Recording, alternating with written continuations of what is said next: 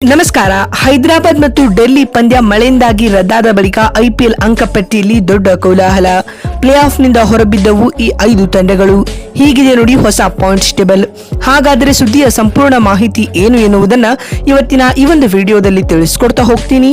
ಆದ್ದರಿಂದ ದಯವಿಟ್ಟು ಈ ವಿಡಿಯೋವನ್ನ ಕೊನೆವರೆಗೂ ನೋಡಿ. ಆದರೆ ಅದಕ್ಕಿಂತಲೂ ಮುನ್ನ ನೀವು ಕೂಡ ಆರ್ಸಿಬಿ ತಂಡದ ಅಭಿಮಾನಿಗಳಾಗಿ ಈ ವಿಡಿಯೋವನ್ನ ನೋಡುತ್ತಿದ್ದರೆ ತಪ್ಪದೆ ಈ ಕೂಡಲೇ ಈ ವಿಡಿಯೋ ಒಂದು ಲೈಕ್ ಮಾಡಿ ಮತ್ತು ನಮ್ಮ ಚಾನೆಲ್ಗೊಂದು ಸಬ್ಸ್ಕ್ರೈಬ್ ಮಾಡಿ. ಐಪಿಎಲ್ 2025ರ ಪಂದ್ಯವೊಂದರಲ್ಲಿ 300 ರನ್ ಬಾರಿಸುವ ಗುರಿಯೊಂದಿಗೆ ಅಖಾಡಕ್ಕಿಳಿದಿದ್ದ ಕಳೆದ ಬಾರಿಯ ರನ್ನರ್ ಅಪ್ ಸನ್ರೈಸರ್ಸ್ ಹೈದರಾಬಾದ್ ತಂಡ 300 ರನ್ ಬಾರಿಸುವುದರಲ್ಲಿ ಕಡೆಯ ಪಕ್ಷ ಪ್ಲೇ ಆಫ್ಗೂ ಅರ್ಹತೆ ಪಡೆಯುವಲ್ಲಿ ಯಶಸ್ವಿಯಾಗಲಿಲ್ಲ.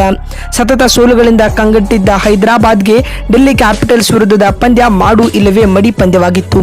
ಅದರಂತೆ ಹೈದರಾಬಾದ್ ಕೂಡ ಡೆಲ್ಲಿ ತಂಡವನ್ನ 113 ರನ್ಗಳಿಗೆ ಕಟ್ಟಿ ಹಾಕಿ ಗೆಲ್ಲುವ ವಿಶ್ವಾಸವನ್ನ ಮೂಡಿಸಿತ್ತು.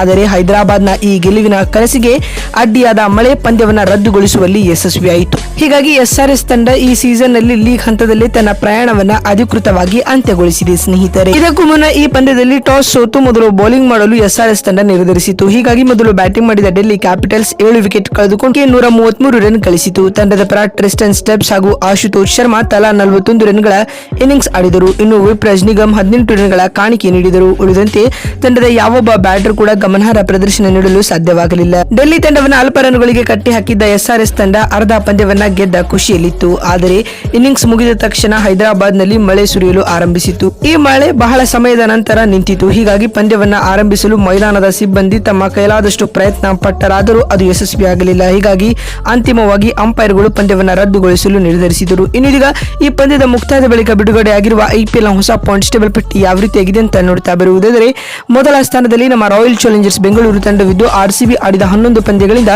8 ಗೆಲುವು ಸಂಪಾದಿಸಿ 16 ಅಂಕಗಳೊಂದಿಗೆ ಮೊದಲ ಸ್ಥಾನದಲ್ಲಿದೆ. ಇನ್ನು ದ್ವಿತೀಯ ಹಾಗೂ ತೃತೀಯ ಸ್ಥಾನದಲ್ಲಿ ಕ್ರಮವಾಗಿ ಪಂಜಾಬ್ ಹಾಗೂ ಮುಂಬೈ ತಂಡಗಳಿದ್ದು ಪಂಜಾಬ್ ಆಡಿದ 11 ಪಂದ್ಯಗಳಿಂದ 15 ಅಂಕಗಳೊಂದಿಗೆ ದ್ವಿತೀಯ ಸ್ಥಾನದಲ್ಲಿದ್ದರೆ ಮುಂಬೈ ಆಡಿದ 11 ಪಂದ್ಯಗಳಿಂದ 7 ಗೆಲುವು ಕಂಡು 14 ಅಂಕಗಳೊಂದಿಗೆ ತೃತೀಯ ಸ್ಥಾನದಲ್ಲಿದೆ.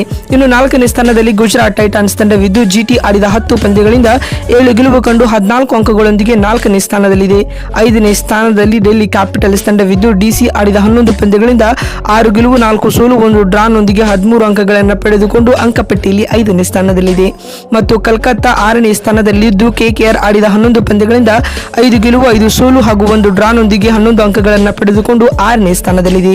ಮತ್ತು 7ನೇ ಸ್ಥಾನದಲ್ಲಿ ಲಕ್ನೋ ಸೂಪರ್ ಜೈಂಟ್ಸ್ ತಂಡವಿದ್ದು ಎಲ್ಎಸ್ಜಿ ಆಡಿದ 11 ಪಂದ್ಯಗಳಿಂದ 5 ಗೆಲುವು 6 ಸೋಲು ಕಂಡು 10 ಅಂಕಗಳೊಂದಿಗೆ 7ನೇ ಸ್ಥಾನದಲ್ಲಿದೆ. ಮತ್ತು 8ನೇ ಸ್ಥಾನದಲ್ಲಿ ಹೈದರಾಬಾದ್ ತಂಡವಿದ್ದು ಎಸ್ಆರ್ಎಚ್ ಆಡಿದ 11 ಪಂದ್ಯಗಳಿಂದ 3 ಗೆಲುವು ಕಂಡು 7 ಅಂಕಗಳೊಂದಿಗೆ 8ನೇ ಸ್ಥಾನದಲ್ಲಿದೆ. ಮತ್ತು 9ನೇ ಸ್ಥಾನದಲ್ಲಿ ರಾಜಸ್ಥಾನ ರಾಯಲ್ಸ್ ತಂಡವಿದ್ದು ಆರ್ಆರ್ ಆಡಿದ 12 ಪಂದ್ಯಗಳಿಂದ 3 ಗೆಲುವು ಕಂಡು 6 ಅಂಕಗಳೊಂದಿಗೆ ಅಂಕಪಟ್ಟಿಯಲ್ಲಿ 9ನೇ ಸ್ಥಾನದಲ್ಲಿದೆ. ಇನ್ನು 10ನೇ ಹಾಗೂ ಕೊನೆಯ ಸ್ಥಾನದಲ್ಲಿ ಚೆನ್ನೈ ಸೂಪರ್ ಕಿಂಗ್ಸ್ ತಂಡವಿದ್ದು ಸಿಎಸ್ಕೆ ಆಡಿದ 11 ಪಂದ್ಯಗಳಿಂದ 2 ಗೆಲುವು ಕಂಡು 4 ಅಂಕಗಳನ್ನು ಪಡೆದುಕೊಂಡು ಅಂಕಪಟ್ಟಿಯಲ್ಲಿ ಬಾಟಮ್ ಆಫ್ ಟೇಬಲ್ ನಲ್ಲಿ ಕುಳಿತುಕೊಂಡಿದೆ ಸ್ನೇಹಿತರೆ. ಇದರೊಂದಿಗೆ ಪ್ಲೇ ಆಫ್ ರೇಸ್ನಿಂದಾಗಿ ಚೆನ್ನೈ, ರಾಜಸ್ಥಾನ, ಹೈದರಾಬಾದ್, ಲಕ್ನೋ ಮತ್ತು ಕಲ್ಕತ್ತಾ ತಂಡಗಳು ಬಹುತೇಕವಾಗಿ ಹೊರಬಿದ್ದಿವೆ ಅಂತಾನೆ ಹೇಳಬಹುದು.